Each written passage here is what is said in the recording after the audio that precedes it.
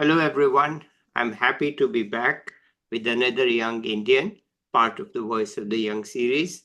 Right now, we have with us Saurav Kumar. Let's listen to him. Over to you, Saurav. मेरा नाम सौरव कुमार है। मैं बिहार के एक जिला है, जिला का नाम है लखीसराय। वहाँ से बिलोंग करता हूँ। मैंने अपनी प्राइमरी एजुकेशन लखीसराय से ही पूरी की है, 12वीं कक्षा तक। उसके बाद मैंने जेई एग्जाम को क्रैक किया था 2015 में, और मैंने 4 साल बीटेक एनआईटी इलाहाबाद से अपना कंप्लीट किया। उसके बाद जो मेरी जर्नी स्टार्ट हुई, वो मेरी प्रोफेशनल जर्नी स्टार्ट हुई, वो मैंने शुरुआत की लार्सन एंड टुब्रो के हैवी इंजीनियरिंग ब्रांच से, जहाँ पे मैंने लगभग 2 साल एज ए डिजाइन इंजीनियर काम किया। हम्म। वहाँ पे कुछ चीज़ें चेंज हुई। उसके वहाँ पे कुछ चीज़ें, समय बदल रहा था, बाकी दुनिया की चीज़ें बदल रही थी, वो चीज़ें। और कोविड, उस टाइम सभी अवेयर होंगे कि जस्ट 2020 में कोविड हिट किया, तो वो सब चीज़ें काफ़ी चेंज हुई। पर्सपेक्टिव देखने का चेंज हुआ, तो मैंने उस टाइम डिसाइड किया था कि मुझे यूपीएससी करना है, एक बार अटेम्प्ट लेना है। तो उसी टाइम मैंने अपना सेक्टर चेंज करके सोशल सेक्टर को मैंने ज्वाइन किया। एक बेटर वर्ल्ड फाउंडेशन है, उसे मैं ज्वाइन किया। पैरेलली मैंने अपनी यूपीएससी की तैयारी स्टार्ट की।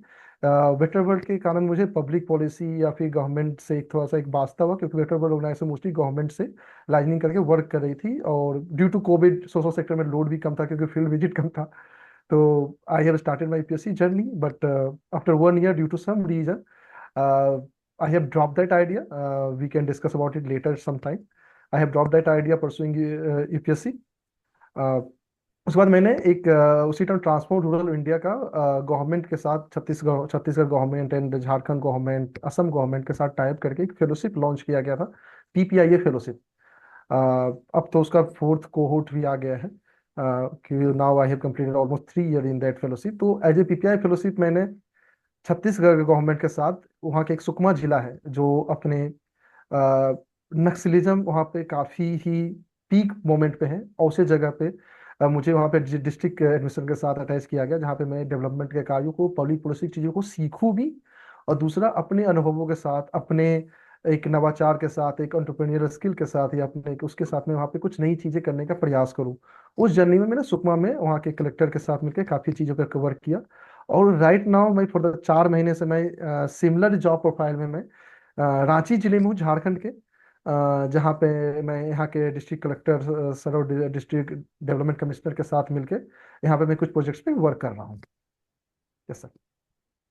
भाई, ये तो बहुत छोटा है, और बताओ क्या काम करते हो उनके हाँ, साथ मिलके, क्या करते हो? हाँ, सर, जैसे कि मैं जैसे कि बताना चाहूँ, जैसे कि पब्लिक पॉलिसी फेलोशिप की बात लें, तो जब मैं ज्वाइन किया, तो पहले तो बहुत ज़्यादा पहले प्रेशर था कि मैं यूपीएससी की प्रिपरेशन कर रहा हूँ, और एक सडन बीच में एक छोटा सा, मैंने उस सोशल सेक्टर से हट के मैं बीच में एक ब्रीफ में पॉलिटिकल कंसल्टेंसी में भी काम करना स्टार्ट किया था।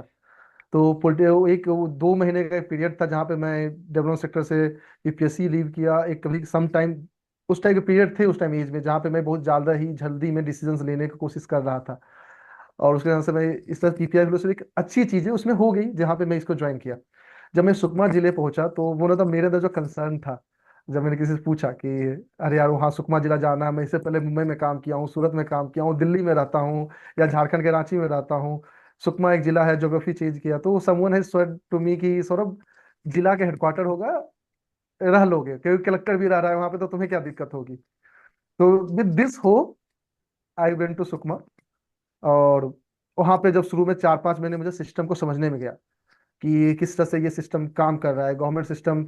जैसे कि अब तो मैं एक बार से डेस्क के इस साइड था, जहाँ पे मैं ये कंप्लेन नहीं कर सकता था कि या गवर्नमेंट करप्ट है, गवर्नमेंट काम नहीं करना चाहती है, डेवलपमेंट नहीं करना चाहती है, क्योंकि नाउ आई हैव समथिंग कि I can at least tell the right person कि sir, something is missing there. तो ओवरलुक करने का, देखने का नजरिया बदला। और चलो थोड़ा वर्क पे काम करने में पहुंचा, वहाँ पे एक some time dynamic IAS officer मिल गए, उनका फर्स्ट पोस्टिंग था। और इत्तेफाक से हम दोनों लगभग से एक साथ ज्वाइन किए। उनकी पहली as a collector posting around उसी मंथ में, फर्स्ट वीक में हुआ। उसी के 2 दिन बाद मैं एज ए पीपीआई फेलो वहाँ पे पोस्टेड हुआ। तो we have started as a good rapport. तो वहाँ पे शुरू में मैं 3-4 महीने चीज़ों को समझने में बिताया, जहाँ पे मैं फील्ड पे ज़्यादा से ज़्यादा जाना।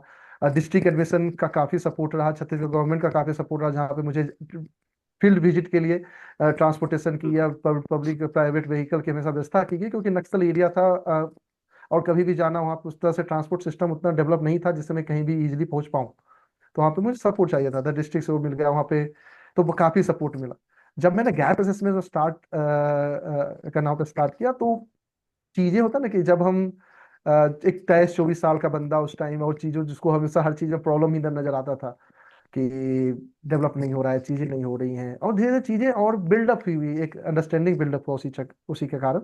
तो जब मैंने वहाँ पे काम किया तो बहुत सारे इशूज देखे। वन ऑफ द, मैं आपको एक पीएम आवास scheme, may be you have heard about it, government की काफी अच्छी स्कीम है, लेकिन सम टाइम ऐसे हर्डल्स मैंने वहाँ पे सुने पीएम आवास स्कीम को लेके, लाइक जब हम आदिवासी कम्युनिटी से डील करते हैं, सुकमा के एज ए प्रोफाइल में आपको यहाँ पे बताना चाहूंगा कि वो 80% आदिवासी एरिया है, जिसमें से नक्सलिज्म पिछले 50-60 सालों से काफी वहाँ पे रूट्स पकड़े हुए हैं, जो अब जाके वीकेंड हो रही है वो फोर्सेस। लेकिन उन्होंने वहाँ के सोशियो कल्चरल को काफी ही इफेक्ट कर दिया है। तो उस एरिया में जब आदिवासी से मैं वहाँ पे जब पीएम आवास के लिए मैं विजिट कर रहा था, तो एक आदिवासी से पूछा कि भाई, आवास का स्कीम का पैसा आया हुआ है, उसमें इंस्टॉलमेंट पे पैसा आता है कि आप अगर फर्स्ट ट्रांचे कंप्लीट करोगे तो सेकंड ट्रांचे आपका उसके बाद आएगा। तो उसने सिंपल से बोला कि सर, ये कि कच्चा मकान गिरेगा तो कोई मरेगा नहीं है, पक्का मकान गिरेगा तो मर जाएगा। तो ही हैज दैट फियर कि अगर ये पक्का मकान बन रहा है, पक्का मकान गिरेगा तो पीपल कैन डाई, इसलिए he doesn't need the house. दूसरा एक और चीज है, जब हम पीएम आवास जैसे स्कीम की बात करते हैं, गुड स्कीम बहुत एरिया में काम कर रही है, लेकिन ये छोटे छोटे नुआंस जो मैं यहाँ पे बताना चाहूँ, मैं किसी स्कीम की यहाँ पे वो नहीं कर रहा हूँ कि ये है, मैं एक छोटे छोटे लोकल लेवल नुआंसेस बता रहा हूँ। जहाँ पे ट्राइबल्स के पास लॉट्स ऑफ लैंड है, उनके पास भले पक्का मकान नहीं, बस उनके पास 6 कमरे 7 कमरे का उनके पास एक हट है। और जब हम पीएम आवास स्कीम को आवास दे रहे हैं, तो वो एक 1 कमरे का 1 BHK फ्लैट बन रहा है। तो और उनके पास फैमिली काफी, जब हम डेमोग्राफिक डाटा को चेक करते हैं, तो we know that from that कि एससी कम्युनिटी, एसटी कम्युनिटी में चाइल्ड चाइल्ड बर्थ ज्यादा है, उनमें फैमिली का जो नॉर्मल साइज है, नॉर्मल मिडिल क्लास है, उससे थोड़ा सा ज्यादा है। उसके अंदर और वहाँ पे एक ज्वाइंट फैमिली का भी कॉन्सेप्ट है, खासकर रूरल सेटअप में इंडिया जाना जाता है अपने संयुक्त परिवारों के लिए। तो वहाँ पे पीएम आवास जैसे स्कीम्स का काफी ज्यादा पीपल यूज नहीं हो पा रहा था। फिर लेकिन फिर भी हमें उन्हें समझाना था, क्योंकि ये कच्चे मकान बनाना, फिर भी क्योंकि क्लाइमेट जैसा चेंज हो रहा है, जलवायु जैसा चेंज हो रहा है, जिस तरह से आंधियां आ रही हैं, चीजें तीव्र हो गई हैं, तो उसके कारण से हमें उन्हें समझाना, कंसल्टेंस करना पड़ता था उन्हें, हमें बार बार समझाना पड़ता कि क्यों इसकी जरूरत है। आप एटलीस्ट अभी बनाइए, आपको मे बी उस टाइम, मतलब आप मे बी डेली ना रहे, लेकिन जब भी आपको इस टाइप की एडवर्सरीज आए तब आप उसको यूज कर सकते हैं जैसे सेफ हाउस, तो उस टाइम में काम आएगा। लेकिन दिस टाइप ऑफ चैलेंजेस जो आते हैं इसी टाइप से, और वहाँ पे जैसे कि मैं बहुत सारे जो इनिशिएटिव जो मैं और कलेक्टर सर ने मिलकर नए टाइप से स्टार्ट किया, जो किसी स्कीम में नहीं था, वो और कुछ चीजें होती हैं जो इंस्पायर्ड थी मेरी जर्नी से भी, कि मैंने किस तरह से अपनी पढ़ाई की। जैसे कि मैंने आनंद कुमार सुपर 30 के एक बिहार में टीचर है जो काफी फेमस है, तो मैंने उनसे पढ़ाई की थी। और उसके कारण से मेरी 12वीं कक्षा में मैं सिमिलर टाइप एक कोचिंग में, जो पार्थ आश्रम था, वहाँ पे मुझे फ्री में सपोर्ट दिया गया था, मुझे अपने एजुकेशन को कंप्लीट करने में, 12th की 12वीं कक्षा की प्रिपरेशन, हम्म, क्योंकि इंडिया में अभी उस टाइम कोचिंग सिस्टम में एटलीस्ट 1 से 1.5 लाख की खर्चा था। और मिडिल क्लास या लोअर मिडिल क्लास किसी के लिए भी एक साल में 1.5 लाख खर्चा करना is not possible still in India. Not possible. हाँ, राइट। स्टिल इन इंडिया, नहीं हो ये मैं यहाँ, हाँ यहाँ पे मैं ये नहीं कहना चाहता हूँ कि मैं गरीब हूँ, अमीर हूँ, ऐसी बातें नहीं, वो किसी के लिए भी बहुत मुश्किल है 1.5 लाख रुपया खर्च कर देना, हम्म, क्योंकि हम्म, पहले भी आपको अपनी स्कूलिंग भी कंप्लीट करनी है, स्कूलिंग में भी आपके पैसे खर्च हो रहे हैं। हम्म, तो उस टाइम मुझे वहाँ फ्री में मिला, तो ये चीज था कि जब मैंने, मेरी उसी जर्नी रही, जब मैं सुकमा जिले में पहुंचा तो कलेक्टर साहब का वन ऑफ द पहला टास्क था कि सर, तुम्हारा कोचिंग प्रति क्या व्यू है, जेई नीट की कोचिंग के लिए क्या स्कोप है, क्या सोचते हो। तो मैं बोला अच्छा आइडिया है सर। फिर तो सर बोले कि पहली बार स्टार्ट करते, मैं इंजीनियर, तो मैं जेई करना चाह रहा था, लेकिन नाउ देन सर है इसकी, सर तुम एक बार डाटा देखो, जिले का डाटा देखो कि बच्चे 10th के बाद ज्यादा कोर्स किसका ले रहे हैं, उसके हम्म, अनुसार डिसीजन लेते हैं। और he has gone through already data, that's why he is saying NEET, because already हमारा सुकमा में ऐसा माहौल था कि 80% बच्चे 10th के बाद अगर वो साइंस चूज कर रहे हैं, तो साइंस में प्रिफरली वो बायोलॉजी चूज कर रहे थे। हम्म, क्योंकि बायोलॉजी में एक ना ट्राइबल रीजन में एक ऐसा सेंस गया हुआ था उस एरिया में कि आपको कम से कम नर्सिंग से लेके there is a multiple government opportunities, ठीक। Nursing, midwifes and other at every level. Hmm, engineering में उस तरह से गवर्नमेंट की उतनी से पोजिशनिंग नहीं है, उतनी सारी वो चीजें नहीं है, और खास करके रूट्स में आके काम करने का अपॉर्चुनिटी नहीं है इंजीनियर को, जो एक हम्म, डॉक्टर को या फिर मेडिकल फील्ड में मिलता है। हम्म, तो हमने नीट कोचिंग स्टार्ट किया फर्स्ट ईयर। ऑब्वियसली हमने मेरा इंसिस्ट था रेसिडेंशियल स्टार्ट होना चाहिए। हम फूडिंग दे नहीं पाए पहले ईयर को, चैलेंजेस था। और मैं भी स्केप्टिकल था कि रिजल्ट कैसा होगा। नीट का है, टफ एग्जाम है, I it might not get that result. लेकिन पहले साल उम्मीद से ज्यादा हमारे चार, मतलब क्वालिफाई तो 15 बच्चे किए, लेकिन चार बच्चे इंश्योरली मेडिकल कॉलेज में एंट्रेंस उसको मिला। मेडिकल कॉलेज पहली बार एक जिले के हेडक्वार्टर से पढ़ के बच्चे जा रहे थे, तो काफी बूस्ट मिला। और उस चीज को फिर हमने ग्रो किया, नेक्स्ट ईयर फिर ये रिजल्ट दिया। तो दिस टाइप ऑफ इनिशिएटिव में मैं काम किया। और वहाँ पे जैसे मेरा रोल इंपॉर्टेंट इसलिए हो जाता है, यहाँ पे मैं एग्जीक्रेट नहीं करना चाहूंगा सिचुएशन को, लेकिन ये है कि जैसे कि जो गवर्नमेंट का सिस्टम है, वो सिस्टम वहाँ के उनके पास ऑलरेडी स्टाफ के क्रंच है। दूसरा, उनकी जो ट्रेनिंग है उनको स्कूल चलाने का है। इस टाइप का प्रोफेशनल कोचिंग सिस्टम को प्रोफेशनली इस टाइप के चीजों के सेटअप में वो ट्रेन नहीं है। उनका सेंसिटाइजेशन उस तरह से नहीं होगा। वहां पे मेरा रोल आ जाता है, जहाँ पे मैं चीजों का अवेयर कराया। 2 साल जब मैंने उस कोचिंग में काम किया, तीसरे साल मैंने शुरू से ही टोटली एजुकेशन डिपार्टमेंट को इन्वॉल्व करके उनको हर चीजें, सेकेंड ईयर से मैं उनको इन्वॉल्व करना स्टार्ट किया। थर्ड ईयर आते उनको टोटली उनको हैंड ओवर किया था। इस टाइप से मैंने सिस्टम स्ट्रेंथिंग पे काम किया कि हाँ, सिस्टम भी इसको इम्ब्रेस करे। और इस तरह से कोचिंग एक काफी सक्सेसफुल इनिशिएटिव रहा, जो ईयर बाय ईयर रिजल्ट दिया। और इसी पैरेलल में वन ऑफ द स्टोरी जो करना, जो जो मैं आपको मेंशन भी किया था कि एक ट्राइबल बच्चा आया, और उसी जब मैं पहले ज्वाइन किया था, और कलेक्टर सर से मिलने आया कि सर फीस का इशू हो रहा है, उसका नीट हुआ, एनआईटी का, एनआईटी उसने काउंसलिंग उसको मिल गया था, एनआईटी पटना। तो करेक्टर सर, उस टाइम ऑब्वियस बात है, वो एक थ्योरी है डेवलपमेंट की, जहाँ पे हम लोगों को फीस पकड़ना सिखाएंगे एज कम्पेयर टू फीस देना। तो हर बार होता है ना कि डायरेक्टली फीस देना स्वरूप कहाँ तक सस्टेनेबल है, कि हम किसी को डायरेक्टली फीस में हेल्प कर दें, या फिर बच्चे इस तरह से बहुत सारे आ जाएंगे। ऊपर से मैं भी इस टाइप के अप्रोच से लेके शुरू में डिस्कशन हुए। लेकिन जब पहला बच्चा आया, जब मैं उसकी फैमिली के बारे में पता कराया कि हाँ क्या बैकग्राउंड है, तो जब बैकग्राउंड देखा तो लाइक उसका, उसके गांव में हम भी नहीं जा पा रहे हैं, क्योंकि वो टोटली नक्सल नक्सल नक्सल के एरिया में आ रहा है, जहाँ पे हमारा भी जाना मुश्किल है एज ए गवर्नमेंट।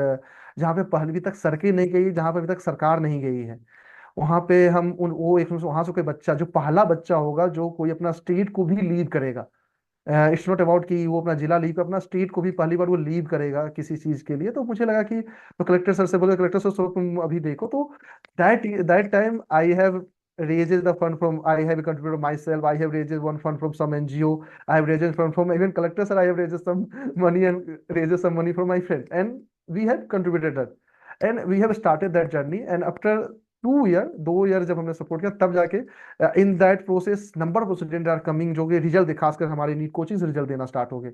और जब मैं सर को बोला कि sir, if we do not support, they are not going to the college, क्योंकि लिटरली उनकी फाइनेंशियल कंडीशन इतनी खराब है, जो कि मैं भी नहीं मानता था, क्योंकि मुझे भी लगता था कि स्कॉलरशिप मिलती है, लेकिन स्कॉलरशिप मिलने में 3 महीने लगते हैं, आपको कॉलेज में घुसने टाइम ही आपको पैसा देना पड़ता है 20 से 30 हजार रुपया।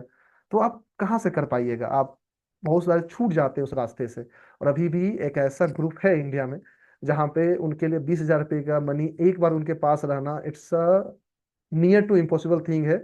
या फिर ऐसे सिचुएशन है, तो उस सिचुएशन में मैंने वहाँ पे काम किया था, एक हम्म, ये कोचिंग पे। हम्म, और हाँ, एक ओनर इनिशिएटिव जो मैं वहाँ पे बोलना चाहूंगा, जो मुझे काफी इम्पैक्टफुल लगा, और उसमें मैं एक चीज बताऊंगा, जो कि सम टाइम ना हम लोग हमेशा ग्रेड की तरफ अचीव करते हैं, बहुत सा हम लोग प्रोक्रास्टिनेट करते हैं, कि हम जब एक अच्छा पाथ पता चलेगा ना, राइट वे पता चलेगा, तभी हम अपना फर्स्ट स्टेप लेंगे।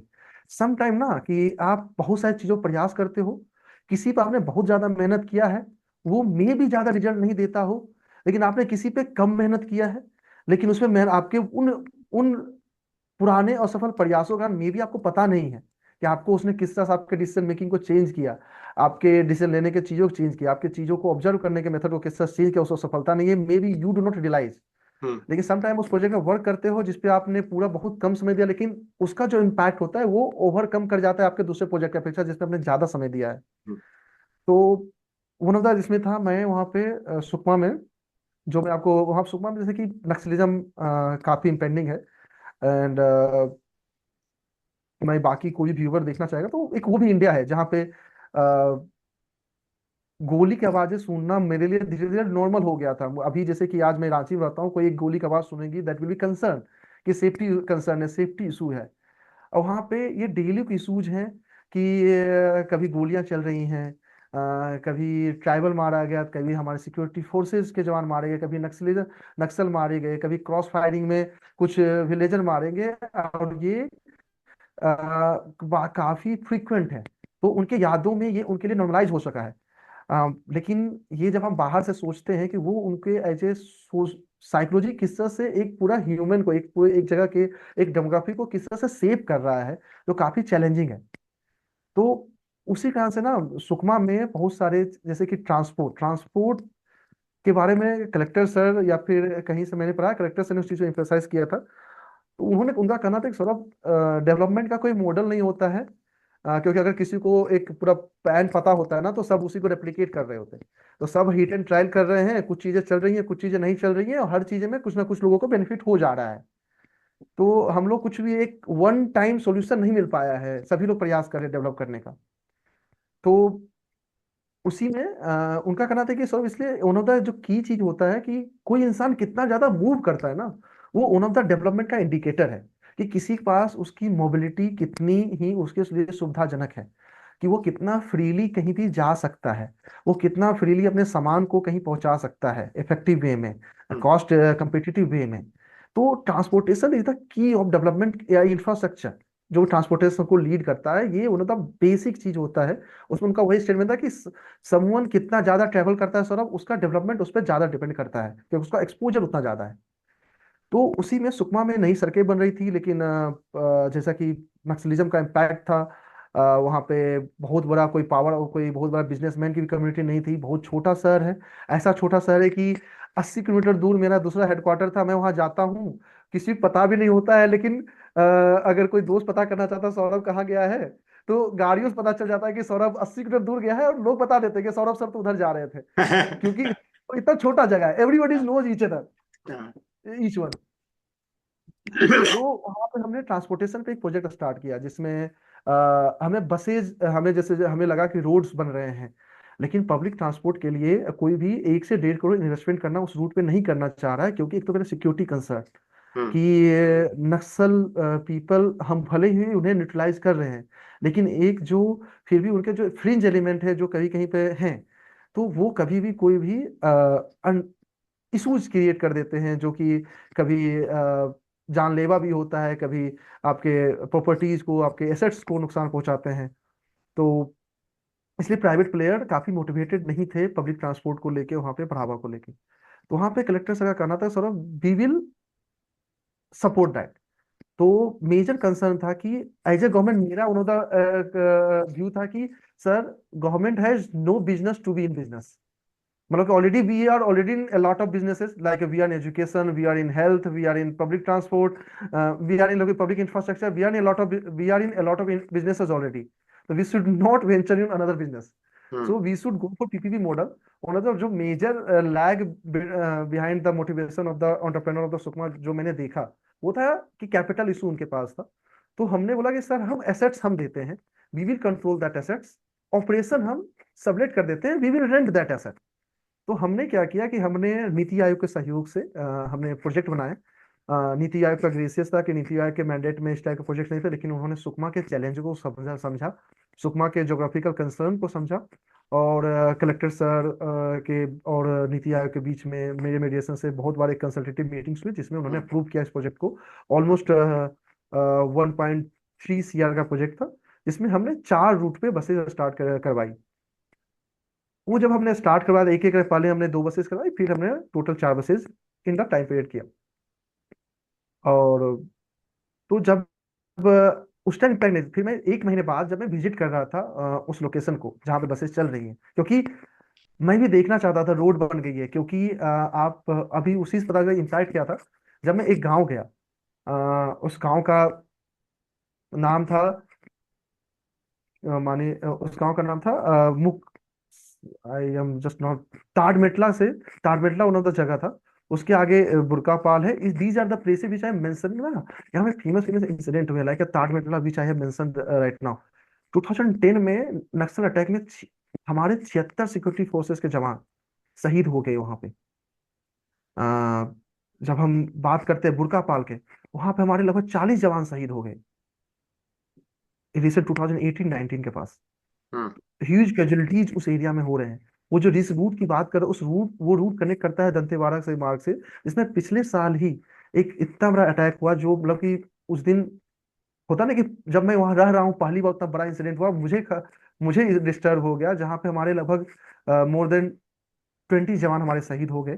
तो हम्म। ये सब इंसिडेंट जब हम वहां पे देख रहे थे, और उसी रूट पे जब बस चल रही थी, जब मैं वहां विलेजेस में गया, जब मैं वहां पे एक विलेजर से बात किया कि बसेस आ रही हैं आपके यहाँ क्या, तो उन्होंने बताया कि सर यहीं रुकती है बस।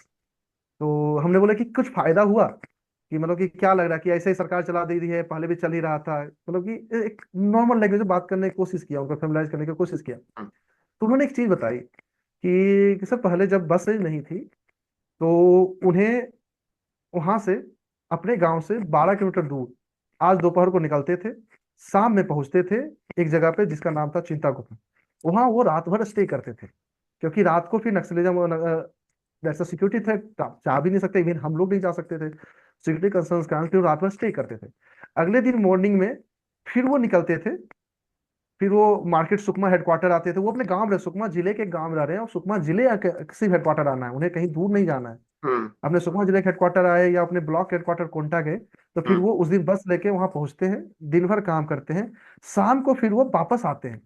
फिर वो चिंता गुफा में रात को 10 बजे पहुंचते हैं, फिर वो रात को वहां रुकते हैं।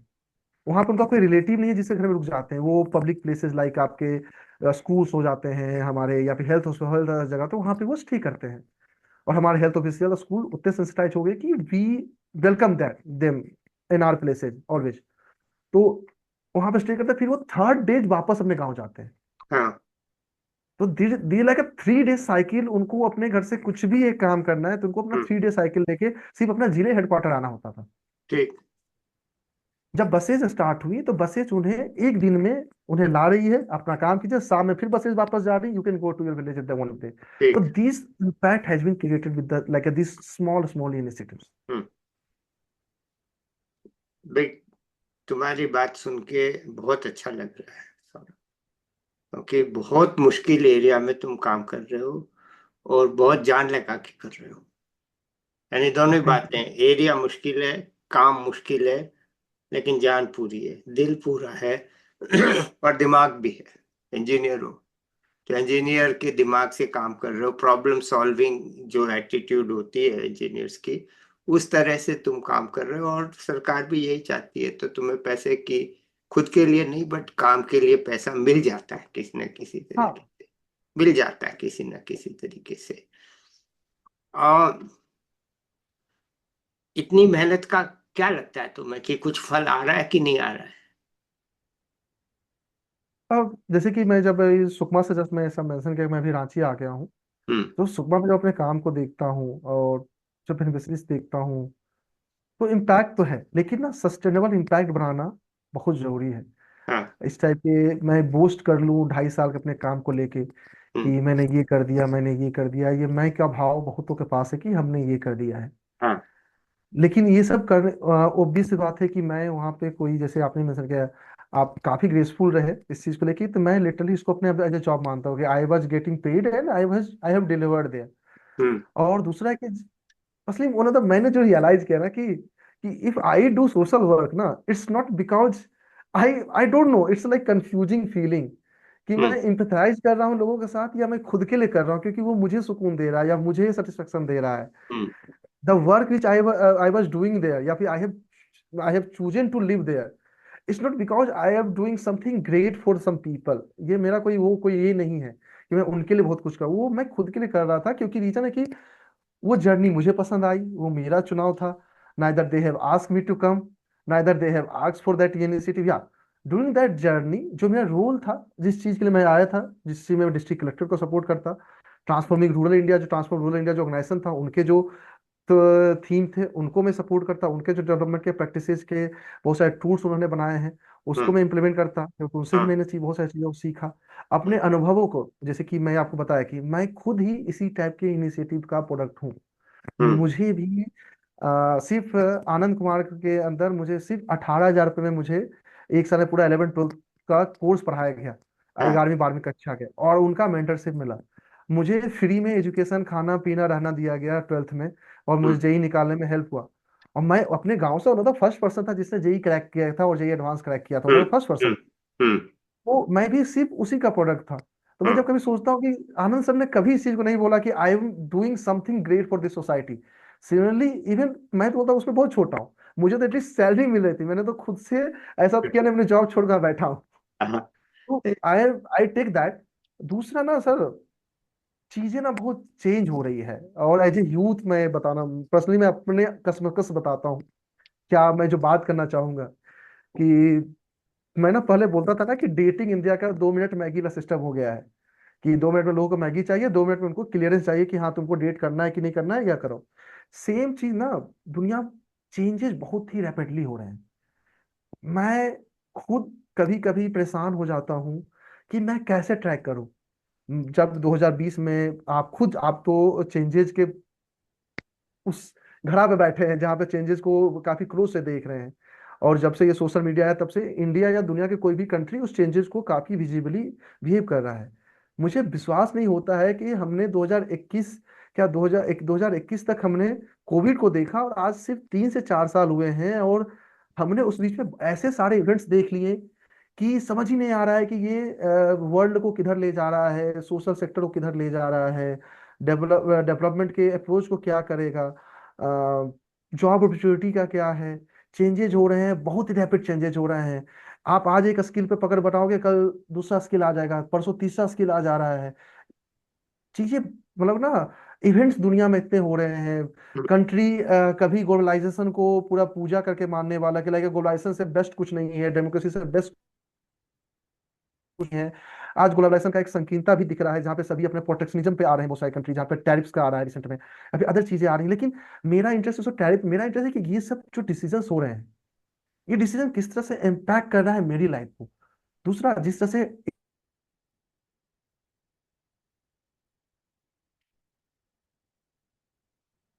जब रांची में हूँ, तो रांची एक 5 करोड़ पॉपुलेशन का स्टेट है, बिहार सर एक 10 करोड़ पॉपुलेशन का स्टेट है।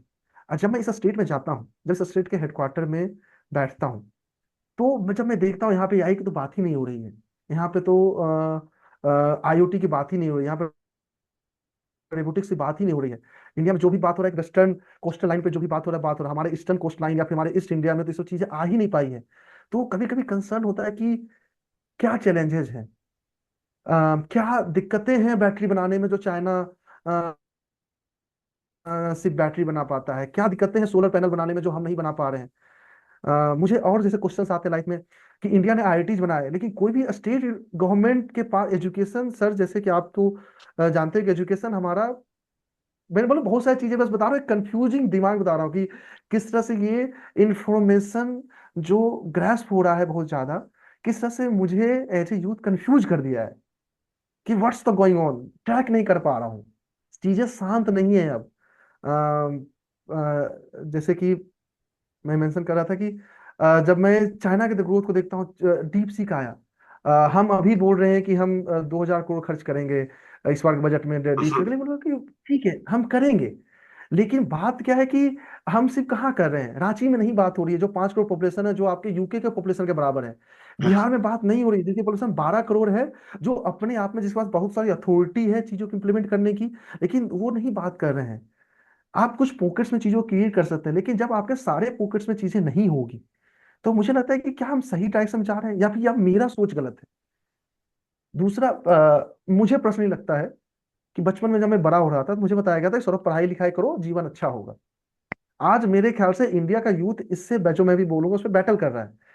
मैंने 10th किया, 10th में अच्छे स्कोर लाए, फैमिली खुश, मैं खुश, मैं मुझे जो बताया गया बचपन से कि मुझे क्या करना है सक्सेसफुल होने के लिए, मैंने वो किया।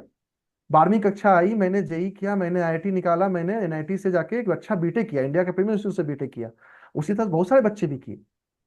फिर मैंने एलएनटी जैसे एक अच्छी इंडिया की टॉप कंपनी इंफ्रास्ट्रक्चर डेवलपमेंट में, Larsen and Toubro, Ram temple, statue of unity, India के बहुत सारे एयरपोर्ट्स, मेट्रो, सारे उसने बनाए हैं। इंडिया के लीडिंग हैवी इंजीनियरिंग कॉर्पोरेशन की कंपनी है, उसमें मैंने काम किया लिया इंजीनियर। I was good. लेकिन जब मैं अपने होता ना कि मैं जब आज का मिडिल क्लास देखता हूँ, तो क्या मैं कहाँ हूँ। हम एक बेंगलोर जैसे जगह पे, इंडिया का एवरेज बच्चा पढ़ने वाला एक हाउस खरीदने में स्ट्रगल कर रहा है। तो क्या हम सच में मिडिल क्लास हो रहे हैं, या फिर कुछ एक बहुत ही कोर प्रॉब्लम हो रहा है सिस्टम में जो हम समझ नहीं पा रहे हैं?